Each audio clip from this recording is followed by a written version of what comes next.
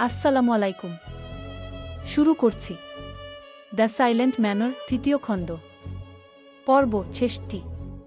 লেখিকা Diana Imroz lucky. সকাল ঠিক ৮টা বাজে।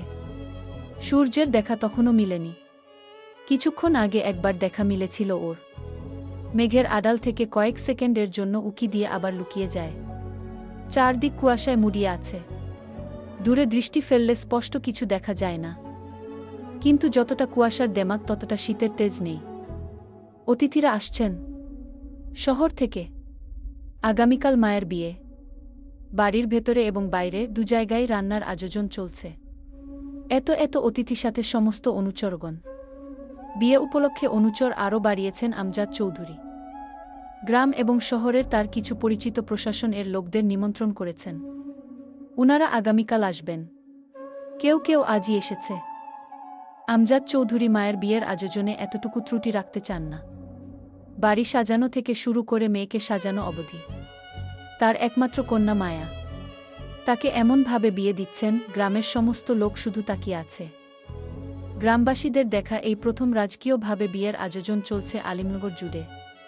তারা এর আগে এমন আয়োজন দেখেনি। কেউ কেউ বলে এরকম উৎসবও দেখিনি। উঠোনের হইচই শব্দে ঘুম ভাঙ্গে মীরের।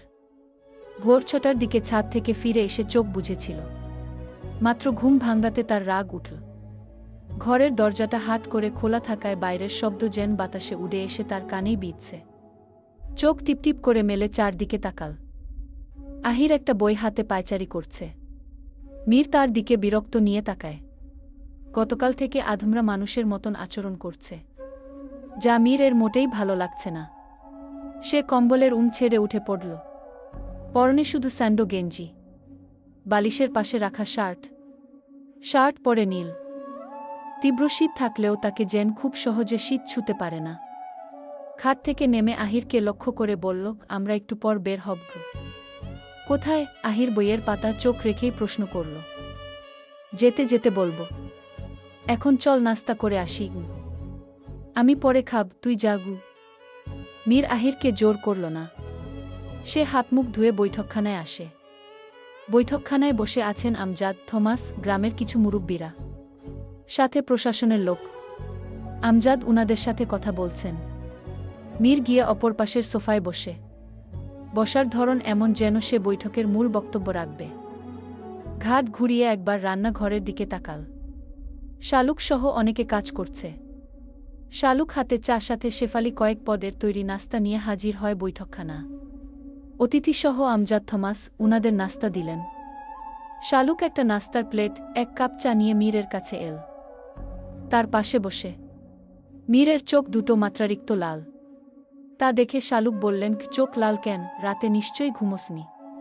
কতবার বারণ করেছি রাত জাগবি না বলে শালুক নিজ হাতে মীরকে খাইয়ে দিতে শুরু করে। মীর কিছু বলল না।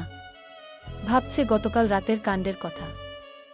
জয়ন্তন বোধহয় এখনও শালুককে কিছু বলেনি। বললে মীর ভীষণ লজ্জায় পড়বে। মীর যে কোনো কারণেই শালুক এর সামনে লজ্জাবোধ করে। শালুক লোকমা মীরের দিকে দিচ্ছে। সে বাচ্চাদের মতন কোনো প্রতিক্রিয়া না করে হা করে নিচ্ছে। একটু পরপর সিডির দিকে দেখছে।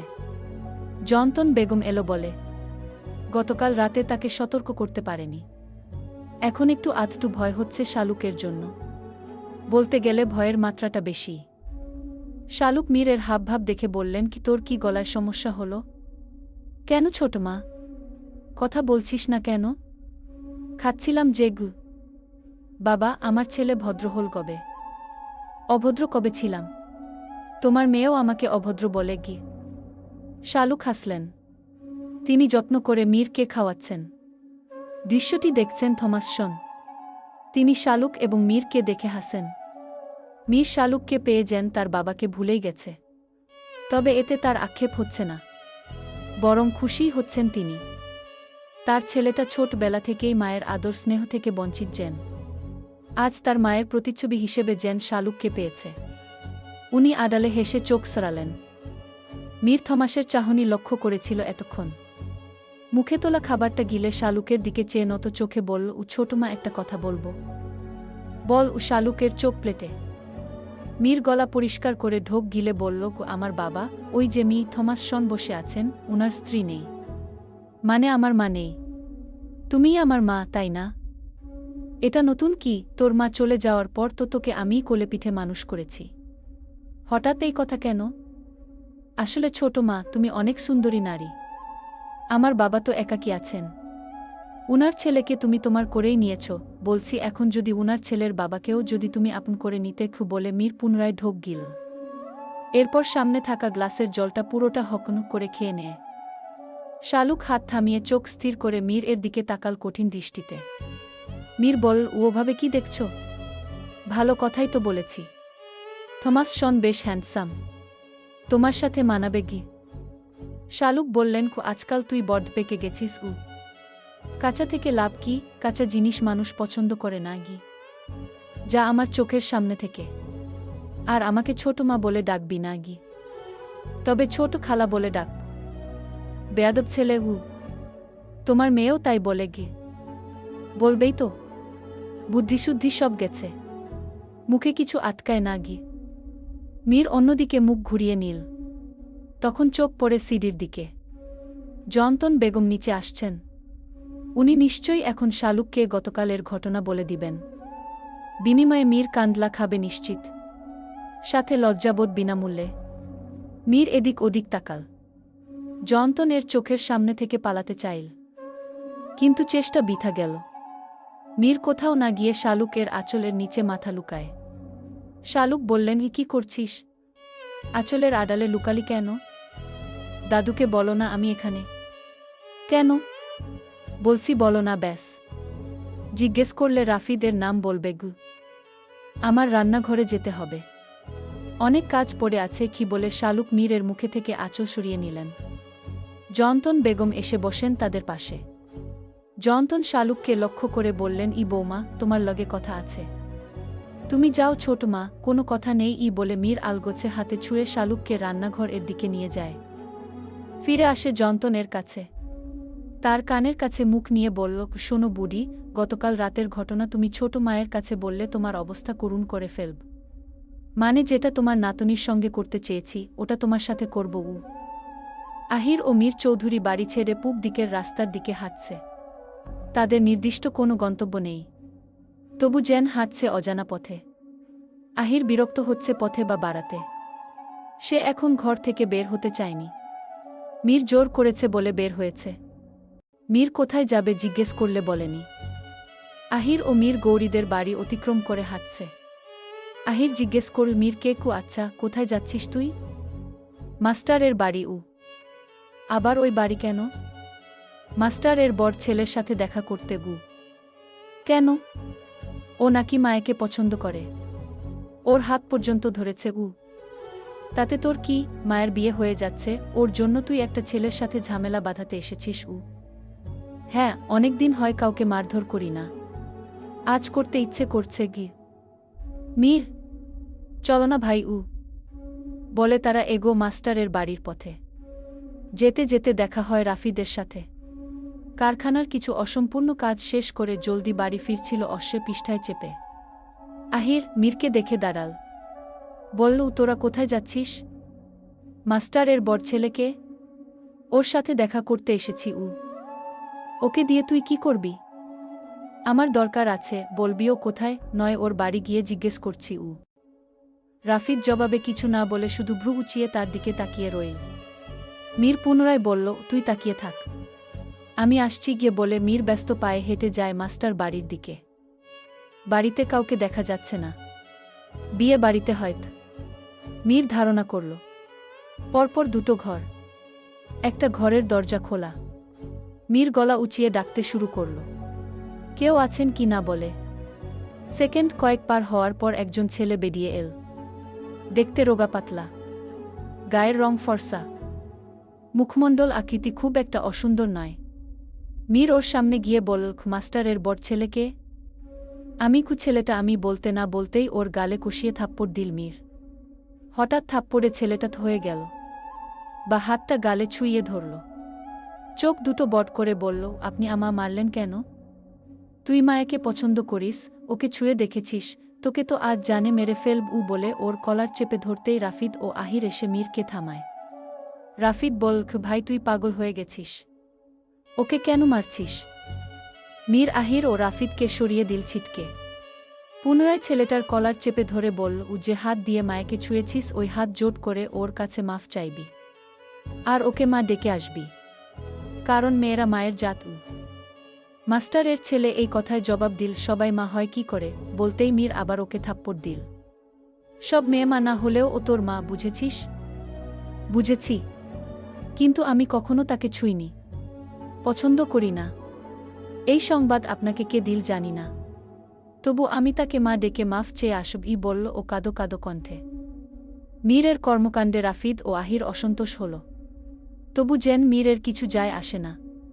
তারা হাঁটতে হাঁটতে বাড়ির দিকে এগোতেই দেখল গৌরীদের বাড়িতে মানুষের ভিড়। আশেপাশের মানুষ দৌড়ে দৌড়ে যাচ্ছে গৌরীদের বাড়ি। মীর, তারা আগ্রহ নিয়ে এগিয়ে যায়। যত এগোচ্ছে গৌরীর কান্নার শব্দ পাওয়া যাচ্ছে। কান্নার শব্দে তাদের পা চলা আরও দ্রুত গতিতে বেড়ে গেল। গিয়ে দেখল উঠোনে খাটিয়ায় কারো মৃতদেহ রাখা। সাদা চাদরে মুড়িয়ে কাউকে চির নিদ্রায় শায়িত করা হয়েছে। গৌরী পাশে বসে কাঁদছে, তার পাশে মায়া এবং উপস্থিত চৌধুরী বাড়ির অনেকে। গৌরীর কান্নায় চারপাশ হঠাৎ স্তব্ধ হয়ে গেল। আশেপাশের সবার চোখেই জল। এখন থেকে ঠিক কয়েক ঘন্টা আগেও গৌরীর মা জীবিত ছিলেন, তার পাশেই শুয়েছিল রাতে। গত কিছুদিন ধরে তার পেটটা চরমভাবে ফুলে গিয়েছিল। একজন হাকিম বলেছিল শরীরে অনেক রোগ, শেষমেশ লিভার নষ্ট হয়ে গেছে, ফলে পেট ফুলে গিয়েছে। গত রাতে গৌরীকে তার মা বলেছিল, ও আমি মনে হয় আর বেশিদিন বাঁচব না, কিছু তো খাইতে পারি না, খাইলে হজম হয় না, আমার কষ্ট হয় রে মা, আমি দুনিয়া দিয়া চইলা জামু, আমার মৃত্যুর কথা ভাইবা আমার কষ্ট হয় না রে। কষ্ট হয় যখন ভাবি আমি ময়রা গেলে তোর আপন বলতে কেউ থাকবে না। গৌরী শুধু নিঃশব্দে অঝরে কান্না করেছিল, কিন্তু তার মাকে কিছু বুঝতে দেয়নি। প্রতিক্রিয়ায় তার মাকে নিশ্চিন্তে ঘুমাতে বলে। তার মাও ঘুমিয়ে যান। কে জানত এটাই তার মায়ের শেষ ঘুম। গৌরী সকালে উঠে নাস্তা তৈরি করেছিল। এরপর তার মাকে ডাকতে গেলে আর তার সাড়া পাওয়া গেল না। গৌরী চিৎকার করে উঠেছিল তখন। কোথায় যাবে, কোনো দিকে যাবে বুঝে উঠতে পারছিল না। মনে হয়েছিল গোটা দুনিয়াটার চাপ তার মাথার উপর এসে পড়েছে। তার চিৎকারে পথের মানুষ ছুটে আসে। তারা দেখল সর্বহারা গৌরীকে। তাদের মধ্যে একজন গিয়ে চৌধুরী বাড়িতে খবর দিল তাৎক্ষণিক। গৌরী কাঁদছে, তার কান্না যেন আজ থেকে শুরু। বেঁচে থাকবে কিনা নিশ্চিত নয় সে। তীব্র ব্যথা জমছে বুকে। দুনিয়ার বুকে মা ব্যতীত আপন যেন কেহ নয়। কতই না ভালোবাসত তাকে। গৌরী যখন ছোট্টবেলায় স্কুলে যেত, তার মা দীর্ঘ পথ চেয়ে থাকত তার অপেক্ষায়। তার ফেরার সময় হলে রাস্তায় গিয়ে দাঁড়িয়ে থাকত। গৌরী কোথাও বের হলে বারবার সাবধান করত, মারে সাবধানে যাইস, তোর কিছু হইলে আমার কি হইব।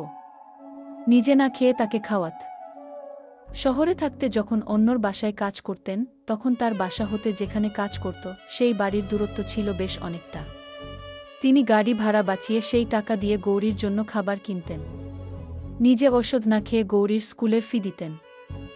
গৌরীর এখনও মনে পড়ে সেই দিনের কথা। সে বেশিক্ষণ ঘুমিয়ে থাকলে তার মা এসে নিঃশ্বাস পর্যবেক্ষণ করত, আর সে একা একা হাসত। আজ মনে পড়ছে সেই দিনগুলো। তার মায়ের সাথে কাটানো মুহূর্তগুলো চোখের সামনে ভেসে উঠছে। তার মায়ের কণ্ঠের স্বর ভেসে উঠছে কানের কাছে। তার চোখের সামনে তার মা নিথর দেহটা নিয়ে কত শান্তিতে ঘুমিয়ে আছে, অথচ তার বুকটা যেন জলে পুড়ে ছারখার হয়ে যাচ্ছে। মায়ের মতো আর কে হবে? কাকে মা বলে ডাকবে? কে তার ভালো মন্দের খোঁজ নিবে, জিজ্ঞেস করবে? আর যে তার কেউই রইল না। গৌরীর মা চলে গেছে তাকে ছেড়ে। তার থেকেও কষ্ট হচ্ছে তার মা বেঁচে থাকাকালীন সময়ের কথা ভেবে। মানুষটি রোগে ভুগে কতটা ছটফট করেছে। মাঝে সাঝে বলতো, গৌরীরে আমার পেটটার মধ্যে অনেক যন্ত্রণা হইতাছে, অনেক ব্যথা হয়। পেট কখনো ফুলে যেত তীব্র পরিমাণে, ওষুধ খেলে কিছুটা কমত, আবার ফুলে যেত। এভাবেই তিলে তিলে শেষ হলেন তিনি। হারিয়ে গেছেন প্রাণপ্রিয় মেয়ের থেকে। আর যে চাইলেও তার অদূরের কন্যার খোঁজ নিতে পারবেন না, ফিরে আসবেন না সে। ভেবেই বাঁধ ভাঙার মতন কান্নার অথই জ্বলে হারিয়ে যাচ্ছে গৌরী। আশেপাশের কিছু মহিলারা বলাবলি করছে, কি মায়ের মতন কেউ হয় না। আজ গৌরীর মা নাই, ও কেমনে ছটফট করতেছে। আর কেউ থাকতেও মূল্য বোঝে না। তাই তো লোকে কয় মায়েরে মূল্য দাও। মা একবার গেলে আর এই মায়ের মতো কাউরে পাইবা না। একবার চইলা গেলে আফসোস ছাড়া আর কিছু থাকব না আগে। আফসোস শব্দটি গেল গৌরীর কানে। আজ তার আফসোস হচ্ছে তার মায়ের জন্য কিছু করতে পারেনি। চোখের সামনে শুধু ঠুকরে ঠুকরে মরতে দেখেছে তার মাকে। গৌরী ফিসফিসিয়ে বলখ মারে, চলে গেলে আমায় ছেড়ে আমায় এত বড় শাস্তি দিতে পারলে। পৃথিবীর মায়া ত্যাগ করার আগে একটাবার আমায় সংবাদ দেয়া যেত না, তবে আমিও দুনিয়ার মায়া ত্যাগ করতাম। ও মা, স্বার্থপর এর মতো আমার রেখে না গেলেও পারতে। আমি আজকে দুনিয়ার বুকে চিরতরে একা হয়ে গেলাম। আমার নতুন এক পরিচয় তৈরি হয়েছে। আমি এতিম। গতকালও আমি এতিম ছিলাম, তবু যেন এতিমের মতন অনুভূতি হতো না। একটা শক্তি তেজ ছিল আমার মধ্যে।